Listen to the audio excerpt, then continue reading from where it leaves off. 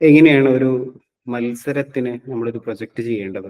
Project എന്ന് പറയുന്ന സമയത്ത് ഒരു അത്യാവശ്യം വലിയ ആഹ്, ഒരു പദ്ധതിയെക്കുറിച്ച് നമ്മൾ ഉണ്ടാക്കുന്ന ദീർഘകാലത്തേക്കുള്ള പ്രൊജക്റ്റുകൾ ഉണ്ടാവും. കുറഞ്ഞ കാലത്തേക്കുള്ള പ്രൊജക്റ്റുകൾ ഉണ്ടാകും.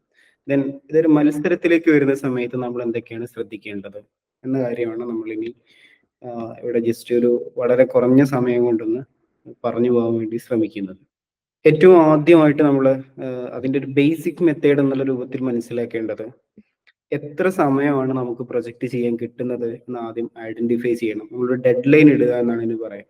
നമുക്ക് 2 ദിവസമാണ് പ്രൊജക്റ്റിന് തയ്യാറാക്കാൻ സമയം കിട്ടുന്നതെങ്കിൽ 2 ദിവസത്തേക്കുള്ള പ്രൊജക്റ്റാണ് നമ്മൾ ചെയ്യേണ്ടത്. 1 മാസമാണ് നമുക്ക് സമയം കിട്ടുന്നതെങ്കിൽ 1 മാസത്തേക്കുള്ള പ്രൊജക്റ്റാണ് നമ്മൾ ചെയ്യേണ്ടത്. 2 വർഷം ഉണ്ടെങ്കിൽ 2 വർഷത്തേക്കുള്ള പ്രൊജക്റ്റ് പ്ലാനാണ് നമ്മൾ ഉണ്ടാക്കേണ്ടത്. ഇപ്പം നമുക്ക് എത്ര ദിവസമാണോ കിട്ടുന്നത് അത്രയും ദിവസം കൊണ്ട് ചെയ്യാൻ പറ്റുന്ന പ്രൊജക്റ്റുകളാണ് നമ്മൾ ചെയ്യുക. ആ പ്രൊജക്ടിന്റെ മെത്തേഡുകൾ മറ്റു കാര്യങ്ങൾ ഞാൻ പറയുന്നതിന് മുമ്പ് ഏറ്റവും അടിസ്ഥാനപരമായിട്ട് നമ്മൾ ശ്രദ്ധിക്കേണ്ട ഒരു കാര്യം, ഒരു പുതിയ ഒരു ആശയത്തെ മുന്നോട്ട് വെക്കാൻ ഉണ്ടാകണം എന്നുള്ളതാണ് പ്രൊജക്ടിന്റെ ഏറ്റവും പ്രധാനപ്പെട്ട പ്രത്യേകത. ആ പുതിയൊരു ആശയത്തെ വെറുതെ പറഞ്ഞാൽ പോരാ, അത് നമ്മൾ കണ്ടെത്തുന്ന രീതികൾ വളരെ സയന്റിഫിക് ആയിരിക്കണം. വളരെ ശാസ്ത്രീയമായിട്ടുള്ള രീതികളിലൂടെ കണ്ടെത്തി ദെൻ ഒരു പുതിയ ആശയത്തെ മുന്നോട്ട് വെക്കണം. എന്തിനാണ് ഇപ്പൊ ഒരു പ്രൊജക്റ്റിലൂടെ പുതിയ ആശയത്തെ മുന്നോട്ട് വെക്കുന്നത്? ആ ആശയത്തെ ഇനി വരുന്ന ആളുകൾക്ക് റെഫറൻസ് ആയിട്ട് എടുക്കാൻ പറ്റണം. ഇപ്പൊ നിങ്ങൾ കണ്ടെത്തിയിട്ടുള്ള പ്രൊജക്റ്റിലൂടെ കണ്ടെത്തിയിട്ടുള്ള ഒരു ആശയം, ഏതോ ഒരു ആശയം ആയിക്കോട്ടെ, ആ ആശയത്തെ ഇനി വരുന്ന ആളുകൾക്ക് റെഫറൻസ് ആയിട്ട് അവരുടെ പ്രൊജക്റ്റിന് അവരുടെ പഠനങ്ങൾക്കൊക്കെ റെഫറൻസ് ആയിട്ട് എടുക്കാൻ പറ്റണം. അങ്ങനെയുള്ള ആ ഒരു ആശയത്തെ, പുതിയൊരു ആശയത്തെ രൂപപ്പെടുത്തുക എന്നുള്ളതാണ് പ്രൊജക്ടിന്റെ ലക്ഷ്യം. ആ പ്രൊജക്ട് നമുക്ക് ഒരുപാട് രീതികളിൽ ചെയ്യും. വളരെ ഏറ്റവും സിമ്പിൾ ആയിട്ട് ചെയ്യാൻ പറ്റുന്ന ഒരു രീതിയാണ്, അതിന്റെ മെത്തേഡാണ് നമ്മൾ പറയുന്നത്. ഇപ്പൊ പ്രൊജക്ടിന്റെ ഒരു നമ്മൾ തയ്യാറാക്കുന്ന സമയത്ത് ഞാൻ അതിന്റെ പേജുകൾ ഇങ്ങനെ ജസ്റ്റ് പറഞ്ഞു പോകാം. ആ പറഞ്ഞു പോകുന്നതിനനുസരിച്ച് ഓരോ പേജിലും എന്താണ് വേണ്ടത് എന്നും കൂടെ പറഞ്ഞു പോകാം. ഇപ്പൊ ഒരു അപ്പോൾ ഞാൻ നേരത്തെ പറഞ്ഞത്, നമ്മൾ ഒബ്ജക്റ്റീവ് ആവുക എന്ന് പറയുന്നത് സത്യസന്ധമായിരിക്കുക എന്നുള്ളതാണ് ഏറ്റവും പ്രധാനം. നമുക്ക് തോന്നുന്നത് മുഴുവൻ എഴുതി വെക്കാനുള്ള ഒരു സ്പേസ് അല്ല പ്രൊജക്റ്റ്. അപ്പം അതൊരു വേറെ ആൾക്ക് റെഫറൻസ് ആയിട്ട് ഉപയോഗിക്കാനുള്ളതാണ്. അപ്പൊ നമ്മൾ പറയുന്ന കാര്യങ്ങൾ കൃത്യമായിരിക്കണം, ആധികാരികമായിരിക്കണം. നമ്മൾ എവിടെ നിന്നാണ് ഒരു വാർത്ത, ഇപ്പൊ ആരൊക്കെയോ പറയുന്നു, ഇങ്ങനെ സംസാരിക്കുന്നു, സംസാരത്തിൽ നിന്ന് നമുക്ക് ഒരിക്കലും ഒരു സാധനത്തെ എടുക്കാൻ പറ്റില്ല. അതേ സമയത്ത് അവർ വളരെ സ്ട്രക്ചേർഡ് ആയിട്ടുള്ള ഒരു ഇന്റർവ്യൂ ആണെങ്കിൽ, ആ ഇന്റർവ്യൂ ചെയ്യാൻ യോഗ്യനായിട്ടുള്ള ഒരാളാണ് അപ്പുറത്തിരിക്കുന്നെങ്കിൽ അയാളോട് സംസാരിച്ചുകൊണ്ട് നമുക്ക് എന്ത് ചെയ്യാം, ആ കാര്യത്തിൽ നിന്ന് എങ്ങനെയാണ് ചെയ്യേണ്ടത് എന്ന് എടുക്കാൻ പറ്റും. ഇങ്ങനെ വളരെ സത്യസന്ധം ഒരു പ്രൊജക്ടിന്റെ, നമ്മൾ സാധാരണ റിസർച്ച് എത്തിക്സ് എന്ന് പറയും, നൈതികത, നീതി എന്നൊക്കെ പറയും. നമ്മൾ മറ്റൊരാളോട്, സമൂഹത്തോട്, നമ്മുടെ ചുറ്റുപാടുള്ളവരോട് കാണിക്കേണ്ട നീതിയാണെന്ത്, നമ്മൾ ചെയ്യുന്ന പ്രൊജക്റ്റുകൾ ഏറ്റവും സത്യസന്ധമാണ് എന്ന് പറയുന്നതിലൂടെ. ഓക്കെ, ഇപ്പം നമ്മളിനി അതിന്റെ ഒരു എങ്ങനെയാണ് അതിന്റെ സ്റ്റെപ്പ് ബൈ സ്റ്റെപ്പ് എങ്ങനെയാണ് നോക്കാം. അപ്പൊ നമുക്കൊരു വിഷയം കിട്ടിയിട്ടുണ്ടാവും, നമുക്ക് പ്രൊജക്ടിന്റെ വിഷയം കിട്ടിയിട്ടുണ്ടാകും. ആ വിഷയത്തിലാണ് നമ്മളൊരു പ്രൊജക്ട് ചെയ്യുന്നത്. ഏതോ ഒരു വിഷയം നമുക്ക് കിട്ടിയിട്ടുണ്ടാകും. അപ്പം ആ വിഷയത്തെ അങ്ങനെ തന്നെ കൊടുക്കണം എന്ന് നിർബന്ധമില്ല. ഇപ്പം എന്താണ്, ഇപ്പോ ഏതെങ്കിലും ഒരു വിഷയം, ഇപ്പോൾ സ്ത്രീകൾ നേരിടുന്ന ചൂഷണങ്ങളെ കുറിച്ച് പഠിക്കുക. ഇപ്പം അങ്ങനെയാണ് ഒരു വിഷയം കിട്ടിയെങ്കിൽ, ഇപ്പം സ്ത്രീകൾ നേരിടുന്ന ചൂഷണങ്ങളെ കുറിച്ച് പഠിക്കുന്നു, എന്നിട്ട് ബ്രാക്കറ്റിൽ എന്ത് ചെയ്യുക, ഇന്ന പ്രദേശത്തെ അല്ലെങ്കിൽ ഇന്ന സ്കൂളിലെ അല്ലെങ്കിൽ ഹയർ സെക്കൻഡറി വിദ്യാർത്ഥികളിലെ, ഹൈസ്കൂൾ വിദ്യാർത്ഥികളിലെ, വിദ്യാർത്ഥിനികളിലുള്ള പ്രശ്നങ്ങളെ കുറിച്ച് പഠിക്കുന്നു. ഇപ്പൊ സ്പെസിഫിക് ആയി വിഷയത്തെ വേഗം സ്പെസിഫിക് ആക്കുക എന്നുള്ളത് വളരെ പ്രധാനമാണ്. വലിയൊരു ഇപ്പം കാലാവസ്ഥാ വ്യതിയാനം മനുഷ്യന്റെ സ്വഭാവത്തെ എങ്ങനെ സ്വാധീനിക്കുന്നു എന്നൊരു വിഷയം എടുത്തു കഴിഞ്ഞാൽ നമുക്കത് അത്ര എളുപ്പത്തിൽ പഠിച്ചു തീർക്കാൻ പറ്റില്ല. വലിയൊരു PhDന്റെ വിഷയമാണ്, അതിൽ പോലും നമുക്ക് വലിയ പ്രയാസങ്ങൾ ഉണ്ടാകും.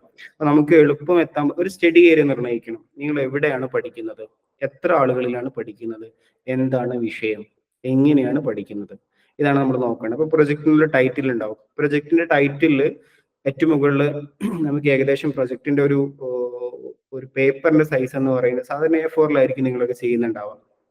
ഇപ്പൊ A4 നമ്മൾ സാധാരണ ലൈൻ സ്പേസ് വരുന്ന മാർജിൻ സ്പേസ് എന്ന് പറയുന്നത് 2 ആണ്.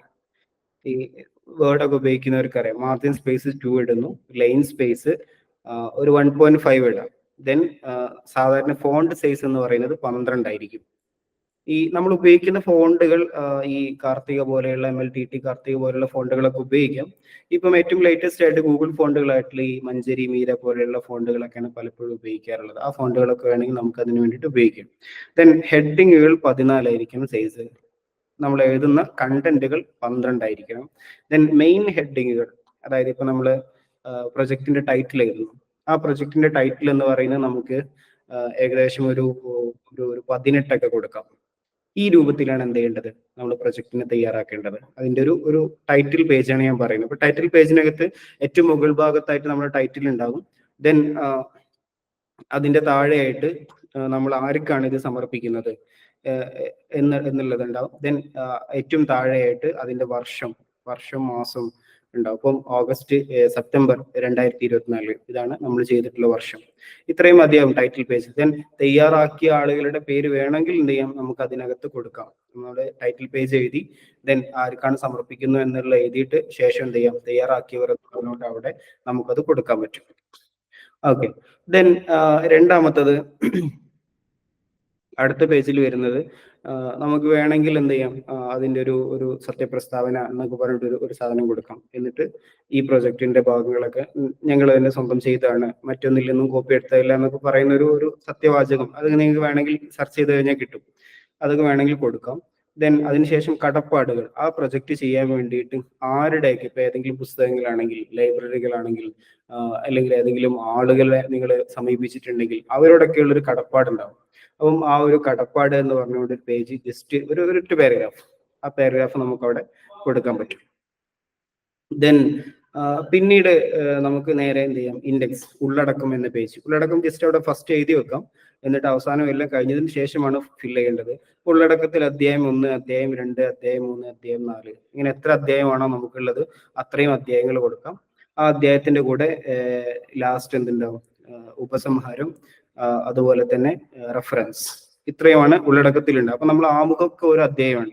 നമ്മൾ ഉള്ളടക്കം പേജ് കഴിഞ്ഞാൽ ഫസ്റ്റ് പോകുന്നത് ആമുഖത്തിലേക്കാണ്. ആമുഖത്തിൽ എഴുതേണ്ടത് നിങ്ങളുടെ വിഷയവുമായി ബന്ധപ്പെട്ട് കുറേ വിഷയങ്ങൾ നിങ്ങൾ വായിക്കുന്നുണ്ടാവും കുറേ സ്ഥലത്ത് നിന്ന്.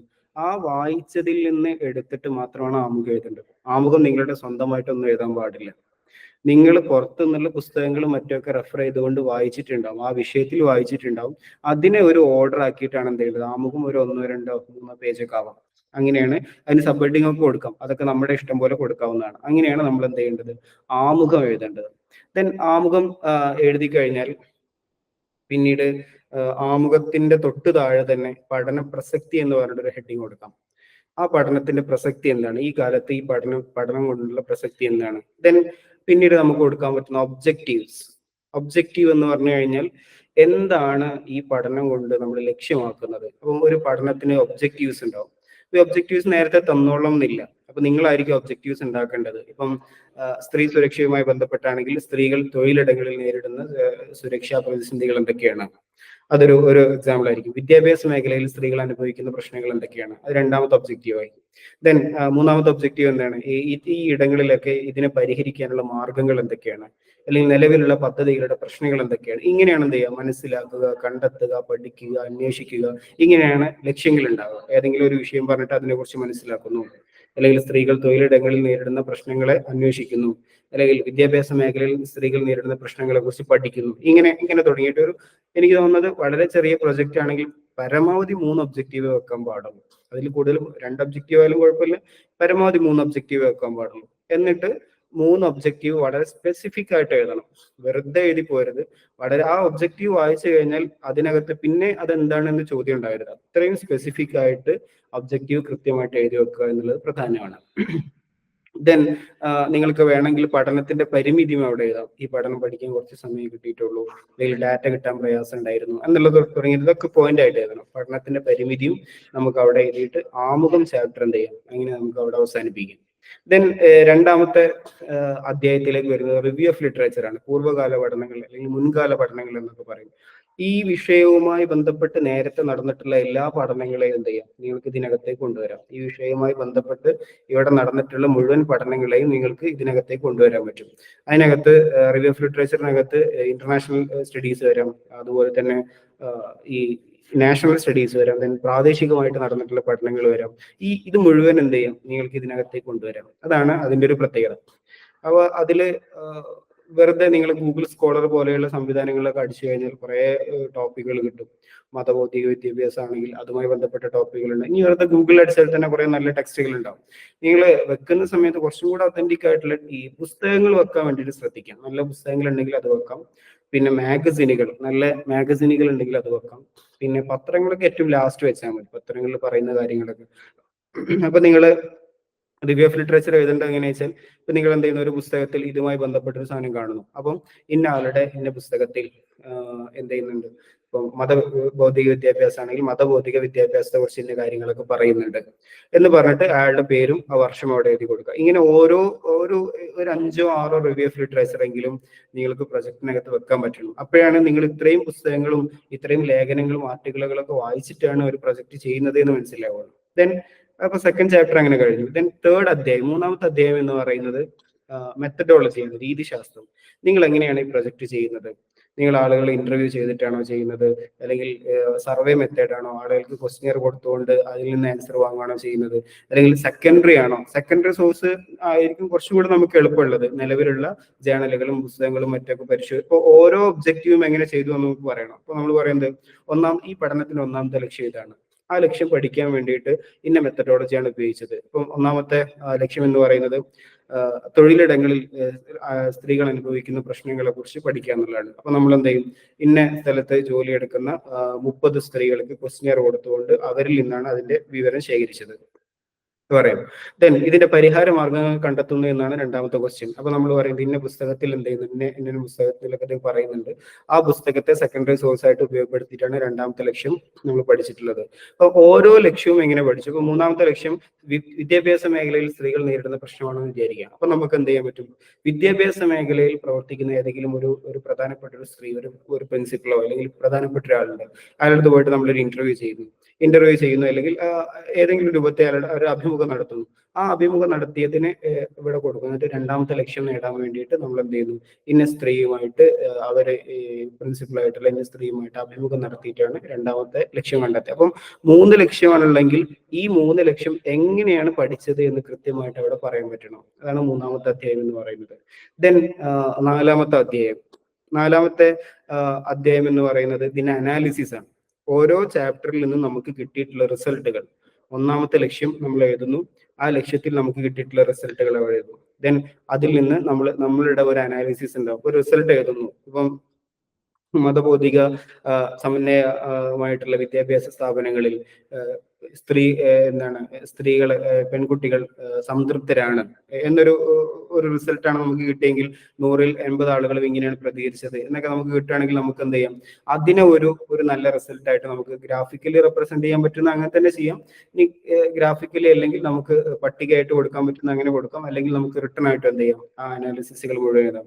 അപ്പം കണ്ടെത്തലുകളും വിശകലനങ്ങളും എന്ന് പറഞ്ഞിട്ടാണ് ആ അധ്യായം ഉണ്ടാവും. ദെൻ അവസാനം ഇതിന്റെ ടോട്ടൽ ഒരു കൺക്ലൂഷൻ, ഒരു ഉപസംഹാരം.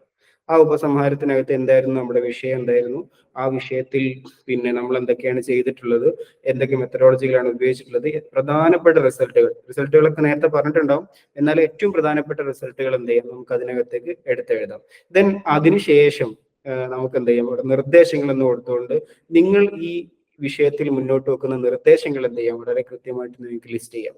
ദെൻ ലാസ്റ്റില് റെഫറൻസ് എന്ന് പറഞ്ഞുകൊണ്ട് ഈ വിഷയത്തിൽ നിങ്ങൾ നോക്കിയിട്ടുള്ള മുഴുവൻ പുസ്തകങ്ങള്, പത്രങ്ങള്, സൈറ്റുകള്, അതുപോലെ തന്നെ ജേണലുകള്, എല്ലാ കാര്യങ്ങളുടെയും റെഫറൻസ് എന്ത് ചെയ്യണം, ഒരു ആൽഫബറ്റ് ഓർഡറിൽ റെഫറൻസ് ഗ്രന്ഥസൂചി എന്നൊക്കെ പറഞ്ഞിട്ട് അവിടെ എഴുതി കൊടുക്കുക. ദെൻ ഏറ്റവും ലാസ്റ്റ് അനുബന്ധം എന്ന് പറഞ്ഞിട്ട് നിങ്ങൾ ക്വസ്റ്റ്യർ കൊടുത്തിട്ടുണ്ടെങ്കിൽ ആ ക്വസ്റ്റ്യറിന്റെ കോപ്പി അവിടെ വെക്കാം. അതുപോലെ തന്നെ എന്തെങ്കിലും ഫോട്ടോസ് ഉണ്ടെങ്കിൽ, അഭിമുഖത്തിന്റെയോ മറ്റൊക്കെ ഫോട്ടോസ് ഉണ്ടെങ്കിൽ, ഇതുമായി ബന്ധപ്പെട്ട പ്രധാനപ്പെട്ട ഫോട്ടോസ് ഉണ്ടെങ്കിൽ ആ ഫോട്ടോസ് ഒക്കെ എന്ത് ചെയ്യും, നിങ്ങൾക്ക് അനുബന്ധത്തിൽ വെക്കാം. ഇത്രയാണ് ഒരു വളരെ സിമ്പിൾ ആയിട്ടാണ് ഞാൻ പറയുന്നത്. ഇതൊക്കെ ഓരോന്ന് വിശദീകരിച്ച് പറയേണ്ടതാണ്. അപ്പം വളരെ സിമ്പിൾ ആയിട്ട് ഒരു പ്രൊജക്ട് എങ്ങനെ ചെയ്യാം എന്ന ചോദ്യത്തിന് ഇത്രയും സ്റ്റെപ്പുകളിലൂടെ കയറി ഇറങ്ങിയാൽ നിങ്ങൾക്ക് ഒരു പ്രൊജക്ട് ചെയ്യാൻ പറ്റും. വിഷയം നിങ്ങളുടെ കയ്യിലുണ്ടാവും. ആദ്യം ചെയ്യേണ്ടത് ഒബ്ജക്റ്റീവ്സ് ഉണ്ടാക്കുക എന്നുള്ളതാണ്. ലക്ഷ്യങ്ങൾ 3 ലക്ഷ്യങ്ങളോ 2 ലക്ഷ്യങ്ങളോ ഉണ്ടാക്കാം. എന്നിട്ട് ഈ ലക്ഷ്യങ്ങൾ എങ്ങനെ പഠിക്കും എന്നുള്ളതാണ് രണ്ടാമത് ആലോചിക്കേണ്ടത്. അപ്പൊ ഒന്നാമത്തെ ലക്ഷ്യം എന്ന് പറയുന്നത് ഏത് വിഷയമാവട്ടെ, അപ്പൊ സ്ത്രീ സുരക്ഷന്റെ വിഷയമാണെങ്കിൽ ആ ലക്ഷ്യം നമ്മൾ വായിക്കുന്നു, ഇതിനെങ്ങനെയാണ് പഠിക്കുക. അപ്പം നമ്മൾ പഠിക്കുമ്പോൾ നിലവിൽ നമുക്ക് ഈ സർവേ നടത്താൻ ഇപ്പൊ സമയം ഉണ്ടാവില്ല. അപ്പൊ നമ്മൾ എന്ത് ചെയ്യും, ഇതുമായി ബന്ധപ്പെട്ട രചനകൾ നോക്കും, അല്ലെങ്കിൽ ഓൺലൈനിൽ നമുക്ക് സർവേ നടത്താം. ഓൺലൈനിൽ നമുക്ക് അഭിമുഖം നടത്താം, ഏതെങ്കിലും വാട്സപ്പിൽ അഭിമുഖം നടത്താം, അതുപോലെ തന്നെ മറ്റേതെങ്കിലും മീഡിയ, ഓൺലൈൻ മീഡിയ വഴി നമുക്ക് എന്ത് ചെയ്യാം, അഭിമുഖം നടത്താം, ഇമെയിൽ വഴി അഭിമുഖം നടത്താം. ഇങ്ങനെ പല പല ഓപ്ഷൻസ് നമുക്ക് മുമ്പിലുണ്ട്. ഇനി ഒരാൾ നേരിട്ട് കിട്ടണമെങ്കിൽ ഗൂഗിൾ മീറ്റ് വഴി അയാൾ എന്ത് ചെയ്യാം, നമുക്ക് അഭിമുഖം നടത്താം. ഇതൊക്കെ നടത്താൻ പറ്റും. അപ്പോൾ അല്ലെങ്കിൽ ക്വസ്റ്റ്യനെയർ നമുക്ക് നേരിട്ട് കൊണ്ടുകൊടുക്കാൻ പറ്റുന്ന ഒരു ഗൂഗിൾ ഫോമിൽ ക്വസ്റ്റ്യനെയർ ഉണ്ടാക്കിയിട്ട് അല്ലെങ്കിൽ വാട്സപ്പിൽ ക്വസ്റ്റ്യനെയർ ഉണ്ടാക്കിയിട്ട് അവർക്ക് അയച്ചു കൊടുത്തുകൊണ്ട് അത് ഫില്ല് ചെയ്യിപ്പിക്കുന്ന രൂപമാവും. ഇങ്ങനെ ഏത് രൂപത്തിൽ നിങ്ങൾക്ക് ഈ ക്വസ്റ്റ്യനെയർ നടത്താം. ഇപ്പം ഒരു 10 ഹാദിയ കോളേജിൽ പഠിക്കുന്ന വിദ്യാർത്ഥിനികൾ, അവർക്ക് എന്ത് ചെയ്യുന്നു, നിങ്ങൾ ക്വസ്റ്റ്യനെയർ കൊടുക്കുന്നു, എന്നിട്ട് ഒരു 100 വിദ്യാർത്ഥികൾ, ഒരു 50 വിദ്യാർത്ഥികളെ നിങ്ങൾ എടുക്കുന്നു, എന്നിട്ട് അവരിൽ നിന്നുകൊണ്ട് നിങ്ങൾ പഠിക്കുന്നു. ഈ രൂപത്തിലൊക്കെ എന്ത് ചെയ്യാം, നിങ്ങൾക്ക് ഇത്തരത്തിലുള്ള ക്വസ്റ്റ്യനെയറിനെ ഫില്ല് ചെയ്യാൻ പറ്റും. ഇതാണ് ഒരു മിനി പ്രൊജക്ടിന്റെ വളരെ സിമ്പിൾ ആയിട്ടുള്ള രൂപമാണ് പറഞ്ഞിട്ടുള്ളത്. ഇനി നിങ്ങൾക്ക് ഇതുമായി ബന്ധപ്പെട്ട എന്തെങ്കിലും സംശയങ്ങൾ ഉണ്ടെങ്കിൽ ഇതിന്റെ തന്നെ കമന്റിൽ നിങ്ങൾ കൊടുത്തു കഴിഞ്ഞാൽ ഇവിടെ തന്നെ എന്ത് ചെയ്യാം, അതിനുള്ള മറുപടികൾ നമുക്ക് പറയാൻ പറ്റും. എന്നാൽ ബാക്കിയുള്ള ആളുകൾക്കും കൂടെ എന്ത് ചെയ്യാം, ആ സംശയങ്ങൾ തീർക്കാം. വ്യത്യസ്തമായി ചോദിക്കുന്നതിനേക്കാൾ ഇതിന്റെ തന്നെ കമന്റിൽ നിങ്ങൾ ചോദിച്ചു കഴിഞ്ഞാൽ അതിനെ നമുക്ക് തീർക്കാൻ വേണ്ടിയിട്ട് പറ്റും. ഓക്കെ.